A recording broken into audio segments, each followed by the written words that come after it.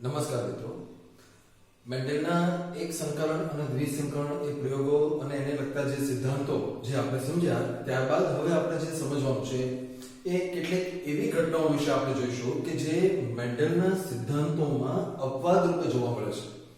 અલબત્ત મોટાભાગના સજીવોની અંદર મેન્ડેલને જે નિયમ આપ્યા એ બધા જ પૂરેપૂરા પાલન થતા જોવા મળે છે. એટલે આપણે એવું નથી કહેતા કે મેન્ડેલના સિદ્ધાંતોમાં ભૂલ હતી, પરંતુ અહીંયા આપણે જે કેટલાક એવા પ્રયોગો જોશું કે એવી ઘટનાઓ જોશું કે જે મેન્ડેલના સિદ્ધાંતો કરતા થોડી અલગ રીતે પોતાની પેટર્ન એટલે કે પોતાની ભાત બતાવે છે આનુવંશિકતાની. એટલે આપણે એવું કહીએ કે આ જે લક્ષણો છે અથવા તો આ જે ઘટનાઓ બની છે એ ઘટનાઓ મેન્ડેલના સિદ્ધાંતો જે હતી એની અંદર કેટલાક અપવાદ રૂપે જોવા મળતા હોય છે. તો આવી જે ઘટનાઓ છે એને સમજવા માટે આપણે પહેલા વાત કરીએ મેન્ડેલનો જે નિયમ છે અથવા મેન્ડેલના જે સિદ્ધાંત છે એ સિદ્ધાંત શું છે અને પછી એમાં જે અપવાદ રૂપે ઘટનાઓ બને છે એ ઘટનાઓ શું કહેવા માંગે છે. તો સૌપ્રથમ આપણે લઈએ મેન્ડેલનો જે સિદ્ધાંત હતો એ છે કે કોઈ સજીવની અંદર જ્યારે એક લક્ષણ માટે બે ભિન્ન કારકો જોવા મળે છે એવા સમયે એક કારક પ્રભાવી અને બીજું કારક પ્રચ્છન્ન હોય છે. આ સિદ્ધાંત મેન્ડેલે પોતાના પ્રભાવીપણાના સિદ્ધાંતમાં રજૂ કર્યો છે. હવે આપણે કેટલીક ઘટનાઓ જે સમજશું એની અંદર જે અપવાદ જોવા મળે છે શું છે. તો સૌપ્રથમ અપવાદ આપણે આ રીતે જોશું. એનો જે અપવાદ છે એ આ છે. અપવાદ કે બેમાંથી એક પણ કારક પ્રભાવી નથી. ખાસ સમજી લઈએ પહેલા કે મેન્ડેલનો સિદ્ધાંત એવું કહે છે કે એક લક્ષણ માટેના જે બે કારકો હોય છે એમાંથી એક પ્રભાવી અને બીજું પ્રચ્છન્ન હોય છે. પરંતુ કેટલીક ઘટનાઓ એવી જોવા મળે છે કે જેમાં બેમાંથી બે કારકો અલગ અલગ છે પણ બેમાંથી એક પણ કારક એવું નથી કે જે પ્રભાવી હોય એટલે કે બીજા કારકની ઉપર પોતાની અસર કરે છે. અહીંયા આપણે કહી શકીએ કે આવા સંજોગોમાં બંને કારકો પોતાની અસરો ગુમાવે છે. કેવી છે આ ઘટના એ સમજવા માટે આપણે જોઈએ કે એક વૈજ્ઞાનિક છે જેનું નામ છે કાર્લ કોરેન્સ. એમણે જે પ્રયોગો કર્યા એ પ્રયોગો એક વનસ્પતિ પર કરવામાં આવ્યા જેને સ્નેપડ્રેગન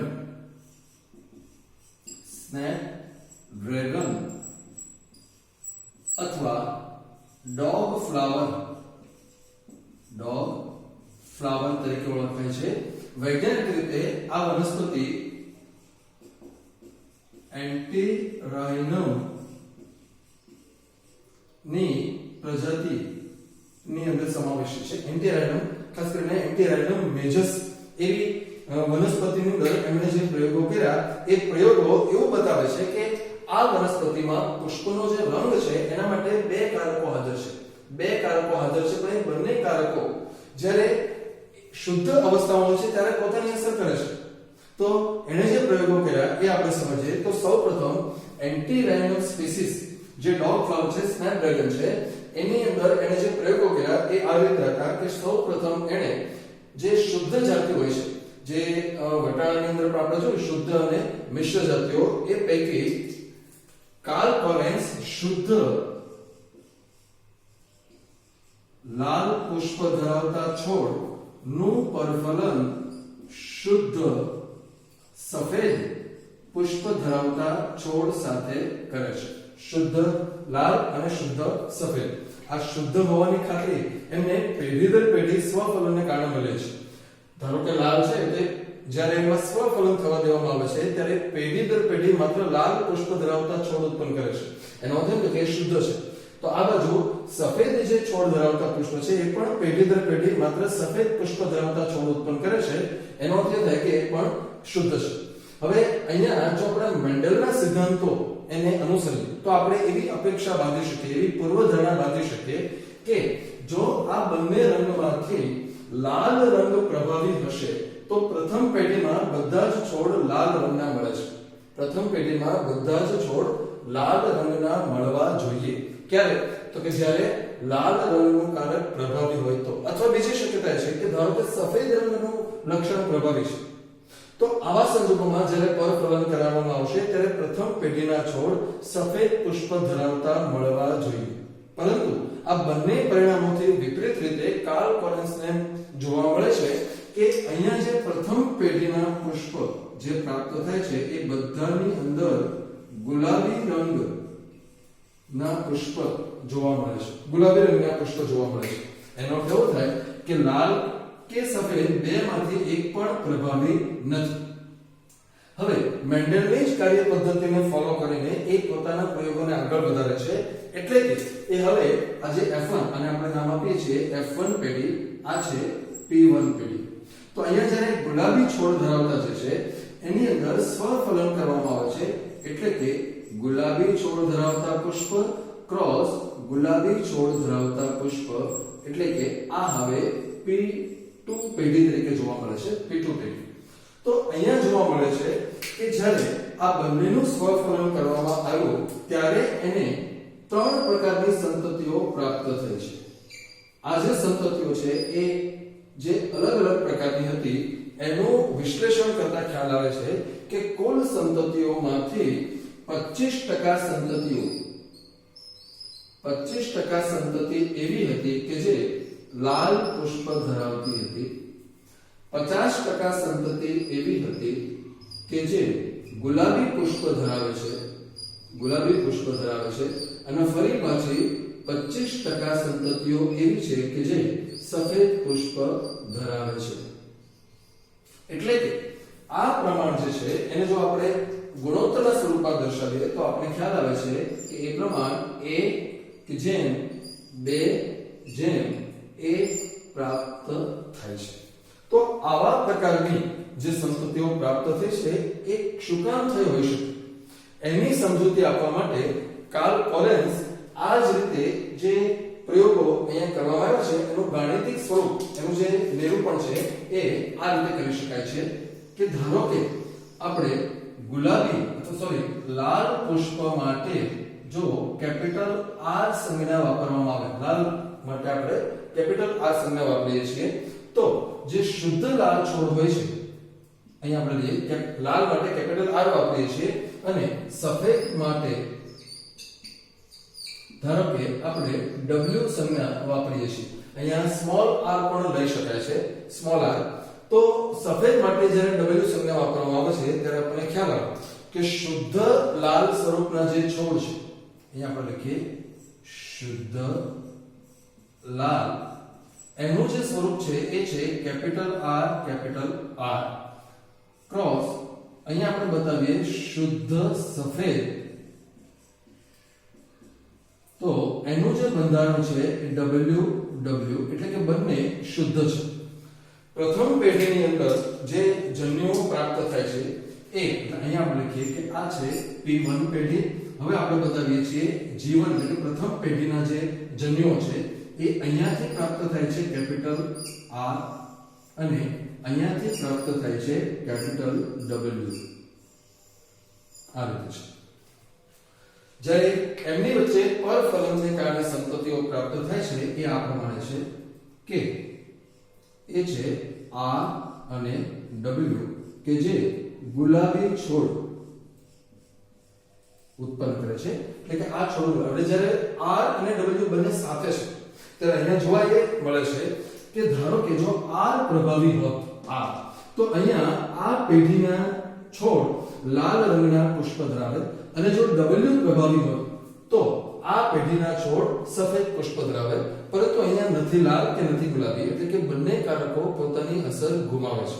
હવે જ્યારે સ્વફલન થવા દેવામાં આવે છે એટલે કે ગુલાબી ક્રોસ ગુલાબી,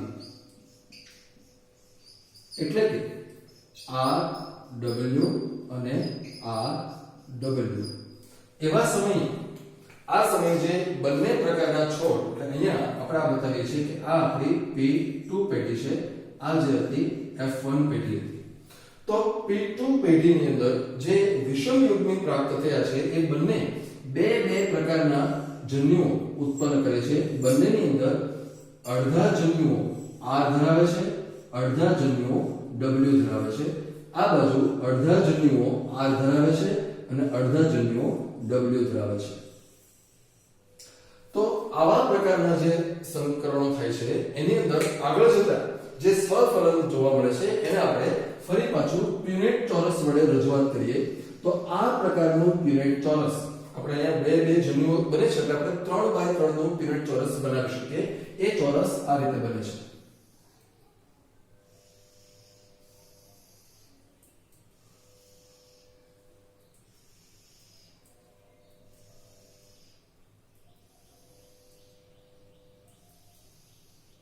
તો અહીંયા આપણે એક પ્રકાર પિતૃ અને બીજા પ્રકારના પિતૃ એના જન્યુઓ R W R અને W. હવે જે ફલનની શક્યતાઓ છે એ આપણે અહીંયા દર્શાવી શકીએ. તો અહીંયા આપણને જોવા મળે છે R R, અહીંયા જોવા મળે છે R W, અહીંયા પણ જોવા મળે છે R W અને અહીંયા જોવા મળે છે W W. એટલે કે આ ચોરસ ઉપરથી ખાસ આપણે સમજી શકીએ કે જ્યાં જ્યાં R અને R છે એ છોડ લાલ રંગના પુષ્પ ધરાવે છે અને જ્યાં WW છે એ છોડ સફેદ રંગના પુષ્પ ધરાવે છે. પરંતુ ફરી પાછું સેમ કે જ્યાં R અને W બંને સાથે છે ત્યારે નથી લાલ કે નથી સફેદ, એટલે કે આ ગુલાબી અને આ પણ ગુલાબી છોડ ધરાવતા પુષ્પ સર્જાય છે. તો અહીંયા જે જોવા મળે છે આ ઘટના, એ ઘટનાનું નિરૂપણ અહીંયા જે કરવામાં આવ્યું છે એ મુજબ આપણે સાબિત કરી શકીએ કે અહીંયા R અને W એ બંને જ્યારે એકલા હોય છે એટલે કે બીજા કારકની ગેરહાજરી હોય છે ત્યારે પોતાની અસર કરે છે. પરંતુ જ્યારે બંને કારકો સાથે હોય છે એવા સમયે અહીંયા એ પોતાની અસરો ગુમાવે છે. આ જે ચોરસ છે એના ઉપરથી આપણને ખ્યાલ આવે છે કે અહીંયા જનીન પ્રકાર અને સ્વરૂપ પ્રકાર બંને સમાન છે. ખાસ યાદ રાખો, આ જે ઘટના અહીંયા આપણે જોઈએ છીએ એને વાસ્તવિક રીતે જે નામ આપવામાં આવે છે એ આ રીતે છે. એક પણ કારક પ્રભાવી નથી. આ ઘટના એને નામ આપવામાં આવે છે અપૂર્ણ પ્રભુતા. અપૂર્ણ પ્રભુતા.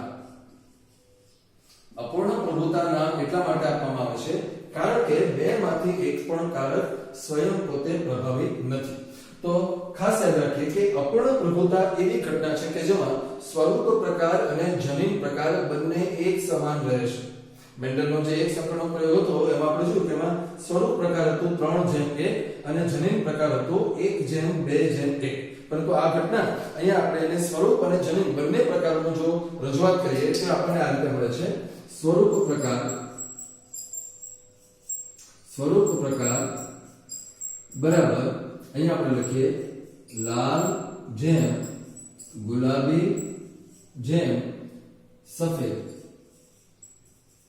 બરાબર 1:2:1. આ છે સ્વરૂપ. એક ભાગ લાલ છે, બે ભાગ ગુલાબી છે અને એક ભાગ સફેદ છે. તો આ જ રીતે જ્યારે જનીન પ્રકાર આપણે અહીંયા બતાવીએ છીએ ત્યારે આ રીતે થશે. જનીન પ્રકાર એમાં જે આપણને જોવા મળે છે એ આ રીતે છે કે શુદ્ધ જેમ મિશ્ર જેમ શુદ્ધ આ પ્રકાર 1:2:1. એનો અર્થ એવો થાય કે અપૂર્ણ પ્રભુતાની ઘટનામાં સ્વરૂપ પ્રકાર અને જનીન પ્રકાર બંને એક સમાન છે.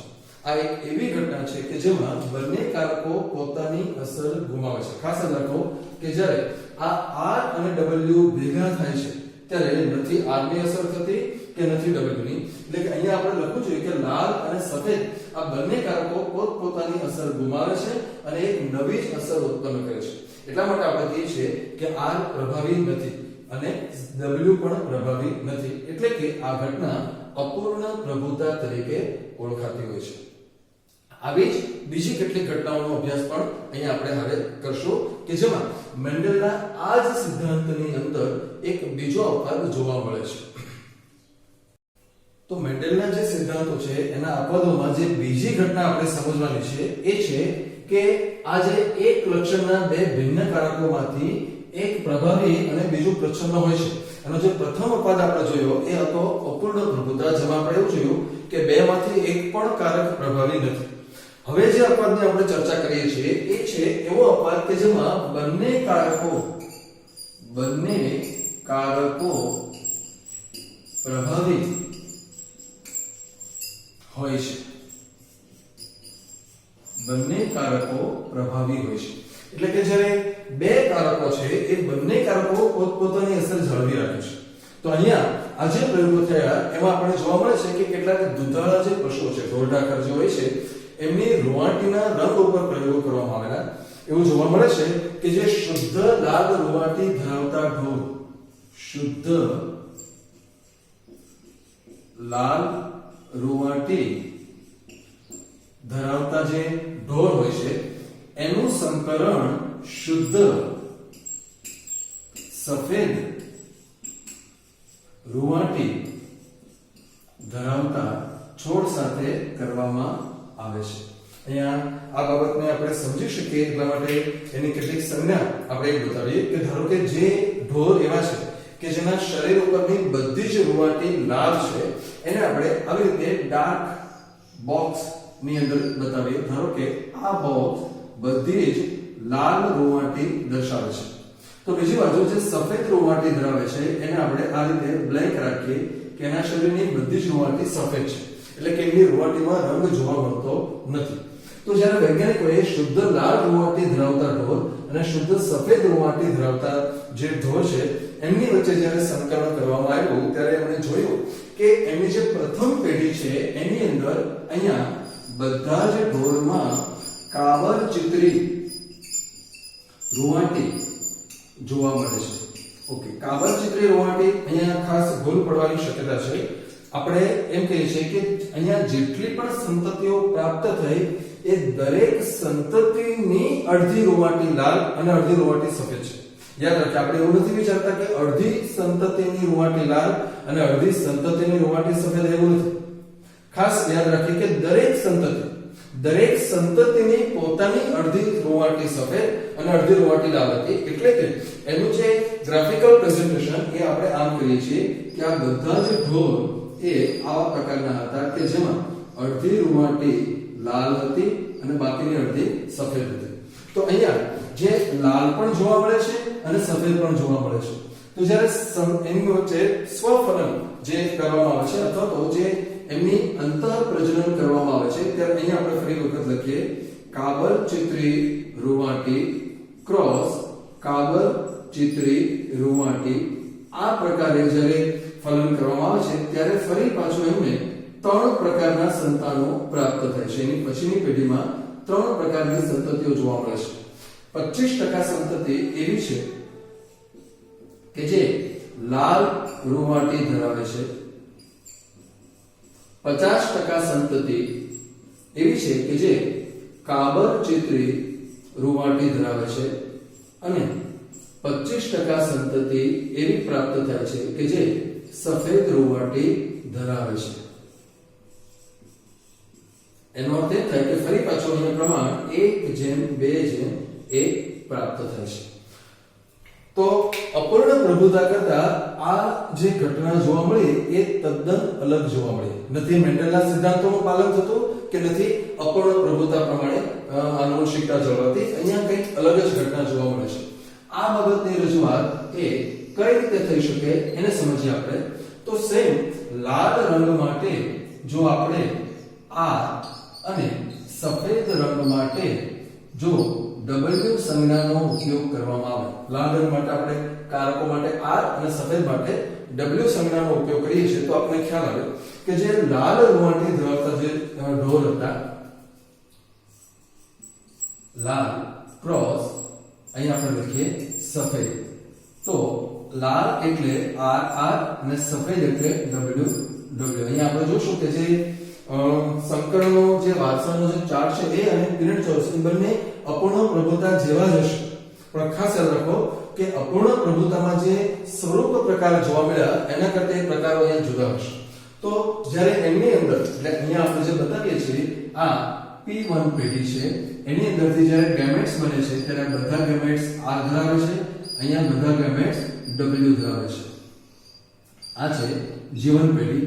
જ્યારે એમનું ફલન થાય છે ત્યારે અહીંયા RW પ્રજાતિ કે જે કાબર ચિત્રી રૂંવાટી ધરાવતા બધા છોડ પ્રાપ્ત થશે. હવે જ્યારે એમની વચ્ચે સ્વફલન અથવા તો ફલન જ કરવા પ્રાણીઓ છે એટલે એમની વચ્ચે પ્રેરિત ફલન કરવામાં આવે છે એવા સમયે RW ક્રોસ RW ત્યારે જોવા મળે કે અહીંયા અડધા જન્યુઓ R ધરાવે છે, અડધા જન્યુઓ W ધરાવે છે. સેમ વસ્તુ અહીંયા અડધા જન્યુઓમાં R અને અડધા જન્યુઓમાં W જોવા મળે છે. હવે આ જે બાબત છે એની રજૂઆત આપણે ફરી પછી પ્યુનેટ ચોરસ મુજબ જ કરી શકીએ.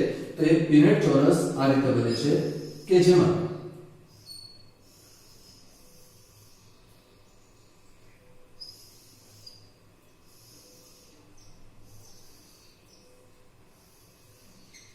અહીંયા આપણે બતાવીએ નર અને માદા R W R W R R R W R W and W W. તો આ પ્રકાર જે જોવા મળે છે એનો જે સ્વરૂપ પ્રકાર છે અહીંયા આપણે જે બતાવ્યું છે લાલ, કાબરચીતરી અને સફેદ એ પ્રમાણેની રજૂઆત એ તમને અહીંયા જોવા મળે છે કે આ ઢોર બધા લાલ રૂંવાટી ધરાવે છે, આ ઢોર કાબરચીતરી એટલે કે બંને પ્રકારની રૂંવાટી ધરાવે છે, આ ઢોરમાં પણ કાબરચીતરી રૂંવાટી ધરાવે છે જ્યારે આ ઢોર સફેદ રૂંવાટી ધરાવે છે. તો આ પ્રકારની જે રજૂઆત છે એને આધારે એના જે કારકો છે એની વર્તણૂકને કેવી રીતે આપણે મૂલ્યાંકન કરી શકીએ કે અહીંયા જ્યારે R છે ત્યારે R પોતાની અસર કરે છે અને આ ઢોરની બધી જ રૂંવાટી લાલ બનાવે છે. અહીંયા W જે કારક છે એ પણ પોતાની અસર કરે છે અને ઢોરની બધી જ રૂંવાટી સફેદ ધરાવે છે. જ્યારે એમની વચ્ચે ફલન થાય છે ત્યારે R અને W બે મિશ્ર થાય છે. તો ખાસ યાદ રાખો કે જો મેન્ડલના સિદ્ધાંતો પ્રમાણે જો R પ્રભાવી હોય તો આ ઢોરની બધી રૂંવાટી લાલ હશે, જો W પ્રભાવી હશે તો આ ઢોરની બધી રૂંવાટી સફેદ હશે. ઓકે, જો અપૂર્ણ પ્રભુતાનો સિદ્ધાંત અહીંયા પણ લાગુ પડે તો આ બંને પ્રકારના કારકો પોતાની અસર ગુમાવશે અને અહીંયા લાલ અને સફેદના બદલે કંઈક ત્રીજા જ પ્રકારના રંગની રૂંવાટી હોવા જોઈએ. પણ એ બંને ઘટનાઓથી અલગ અહીંયા એવું જોવા મળે છે કે આ ઢોરની અડધી રૂંવાટી લાલ અહીંયા જે આપણે બતાવ્યું છે અને અડધી રૂંવાટી સફેદ. એનો અર્થ એવો થાય કે આ છે પોતાની અસર કરે છે અને ઢોરની કેટલીક રૂંવાટી લાલ બનાવે છે, W પોતાની અસર કરે છે અને આ ઢોરની કેટલીક રૂંવાટી સફેદ બનાવે છે. એટલે કે R પોતાની અસર ગુમાવતું નથી અને W પોતાની અસર ગુમાવતું નથી. ખાસ અહીં કમ્પેરિઝન આપણે અપૂર્ણ પ્રભુતા સાથે કરીએ તો એમાં જોવા મળે છે કે R પોતાની અસર ગુમાવે છે, W પોતાની અસર ગુમાવે છે, એટલે કે બેમાંથી એક પણ બીજા ઉપર અસર કરતું નથી. જ્યારે અહીંયા એના કરતા વિપરીત પરિસ્થિતિ છે કે R પોતાની અસર ધરાવે છે, જાળવી રાખે છે, W પોતાની અસર જાળવી રાખે છે, એટલે કે બેમાંથી એક પણ બીજાથી દબાતું નથી. અને એટલા માટે આ જે ઘટના છે એને આપણે સહપ્રભાવિતા એવું નામ આપીએ છીએ. સહપ્રભાવિતા, કો-ડોમિનન્સ એને આપણે ગણીએ છીએ. એટલે કે આવી ઘટનાઓમાં ફરી પાછું સેમ વસ્તુ જોવા મળશે કે જનીન પ્રકાર અને સ્વરૂપ પ્રકાર બંને સમાન છે. આપણે જાણીએ છીએ એટલે આપણે ટૂંકમાં લખીએ કે જનીન પ્રકાર બરાબર 1:2:1, જેને આપણે કહીએ છીએ RR, RW અને WW. એટલે કે RR જેમ RW જેમ WW આ છે જનીન પ્રકાર. અને એ જ રીતે જે સ્વરૂપ પ્રકાર છે એ પણ સમાન છે. સ્વરૂપ પ્રકાર બરાબર પણ 1:2:1, એટલે કે લાલ જેમ કાબરચીતરી જેમ સફેદ. તો આ જે ઘટના છે એને સહપ્રભાવિતા તરીકે ઓળખવામાં આવે છે. સહપ્રભાવિતાની અંદર અહીંયા આપણે જે લક્ષણની વાત કરી છે દુધાળા પ્રાણીઓમાં જોવા મળતી રૂંવાટીનો પ્રકાર. આ ઉપરાંત બીજી કેટલીક ઘટનાઓ એવી પણ જોવા મળે છે કે જે સહપ્રભાવિતા દર્શાવે છે.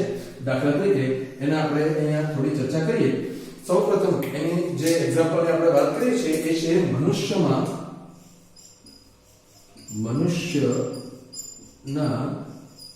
રુધિર જૂથ. આપણે જાણીએ છીએ કે મનુષ્યની અંદર જે રુધિર જૂથ જોવા મળે છે જે બ્લડ ગ્રુપ આપણે જેનું નામ આપીએ છીએ બ્લડ ગ્રુપ છે A B AB અને O. આ જે ઘટના છે એ પણ સહપ્રભાવિતાનું એક ખૂબ સરસ ઉદાહરણ છે, પરંતુ એનો અભ્યાસ આપણે એક બીજી ઘટનામાં કરશું કે જે પણ આ મેન્ડલના કારકોનો જ અપવાદ છે અને એને એક સાથે બે ઘટનાઓ વિશે આપણે વાત ત્યારે કરશું. જે ત્રીજું એક્ઝામ્પલ એનું આપી શકાય સહપ્રભાવિતાનું જ એક ખૂબ જ જાણીતું એવું ઉદાહરણ છે sickle cell anaemia. Sickle cell anaemia આ જે રોગ છે એક પ્રકારનો રોગ છે, આ જનની ખામીથી થતો રોગ છે સિકલ સેલ એનિમિયા, કે જેમાં જ્યારે વ્યક્તિ કોઈ એવા પર્યાવરણમાં જાય છે કે જ્યાં વાતાવરણમાં ઓક્સિજનનું દબાણ ઓછું હોય છે ત્યારે એમના જે રક્તકણો છે એમનો આકાર દાંતરડા જેવો કરચલીયુક્ત થઈ જાય છે. સિકલ એટલે દાંતરડું, એટલે એના ઉપરથી નામ અહીંયા આપવામાં આવ્યું છે સિકલ સેલ એનિમિયા. હિમોગ્લોબિનની જે પ્રવૃત્તિ છે એ થોડી નબળી પડે છે.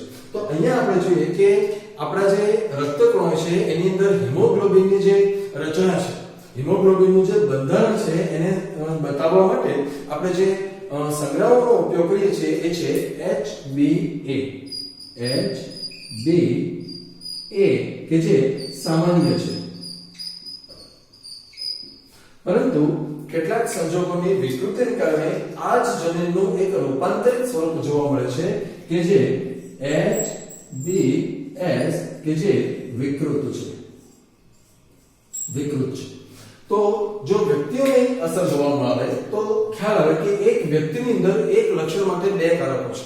તો એવા સમયમાં અહીંયા જે કુલ શક્યતાઓ છે વ્યક્તિઓની એ આ રીતે બતાવી શકાય કે કેટલાક લોકો એવા હોય છે કે જે બંને સામાન્ય એટલે કે HBA આવા વ્યક્તિઓ સંપૂર્ણપણે તંદુરસ્ત હોય છે અને એમના જે રક્તકણો છે એ આ જ પ્રકારના જોવા મળે છે. બધા જ રક્તકણો એક સમાન પ્રકારના તંદુરસ્ત હોય છે.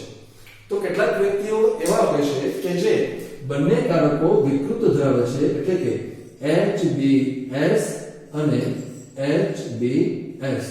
આવા વ્યક્તિઓ રોગિષ્ટ હોય છે કે જેના રક્તકણો આવા વિકૃત જોવા મળે છે. આ રીતે આપણે ગ્રાફિકલી બતાવી શકીએ. પણ ખાસ આપણે જે ચર્ચા કરીએ છીએ એ ત્રીજો પ્રકાર છે વિષમ યુગ્મી, કે જે HBS જનીનો ધરાવે છે. જો મેન્ડલની પદ્ધતિ અહીંયા હોત, જો મેન્ડલ પ્રમાણે આ કારકોનું વર્ણન હોત તો એવું જોવા મળે કે ધારો કે HBA પ્રભાવી હોત, HBA, તો આ વ્યક્તિના બધા જ રક્તકણો નોર્મલ હોત. જો HBS પ્રભાવી હોત તો આ વ્યક્તિના બધા જ રક્તકણો ખામીયુક્ત હોત. પરંતુ અહીંયા જોવા મળે છે કે આવા વ્યક્તિઓ વાહક હોય છે અને એમના જે રક્તકણો છે એ અડધા તંદુરસ્ત છે અને બાકીના ખામીયુક્ત એટલે કે આવા છે. તો અહીંયા આપણને જોવા મળે છે કે HBA ની અસર છે. અડધા રક્તકણો છે, થોડા રક્તકણો છે એ આવા છે, એ બતાવે છે કે એ HBA જનીનની અસર હેઠળ બનેલા છે. તો બીજા કેટલાક જે બાકીના રક્તકણો છે HBS જનીનની અસર હેઠળ બનેલા છે, એટલે એ વિકૃત છે. તો આ ઘટના જે જોવા મળે છે એ સિકલ સેલ એનિમિયા પણ એ સહપ્રભાવિતાનું એક ઉત્કૃષ્ટ ઉદાહરણ છે કે જેમાં HBA અને HBS એ બંને જનીનો પોતાની અસર જાળવી રાખે છે. આ વ્યક્તિઓ એવો હોય છે જેને કોઈ તકલીફ પડતી નથી. આ વ્યક્તિઓ એવા છે કે જે પોતાના જે રહેતા હોય છે ત્યાં વાતાવરણમાં ઓક્સિજનનું ઓછું દબાણ હોવાને કારણે શ્વાસ લઈ શકતા નથી. મોટા ભાગે એમનું મૃત્યુ થતું હોય છે. પણ આ જે લોકો હોય છે એ સામાન્ય સંજોગોમાં નોર્મલ રીતે રહી શકે છે, પરંતુ જ્યારે એવી જગ્યાએ જશે જેમ કે પર્વતોના ઢોળાવોની ઊંચાઈ ઉપર કે જ્યાં વાતાવરણમાં દબાણ ઓછું છે. આપણે જાણીએ છીએ કે સમુદ્રની સપાટીએ વાતાવરણનું જે દબાણ છે જે 760 mmHg હોય છે એમાં ઓક્સિજન હોય છે 159 mmHg. આવા વાતાવરણથી દરિયાની સપાટીથી જ્યારે ઊંચાઈ ઉપર જવામાં આવશે ત્યારે આવા વ્યક્તિઓને શ્વાસ લેવામાં તકલીફ પડે છે. તો અહીંયા આ બંને કારકો પોતાની અસર ધરાવે છે અને એને પણ આપણે સહપ્રભાવિતા એટલે કે કોડોમિનન્સ નું એક્ઝામ્પલ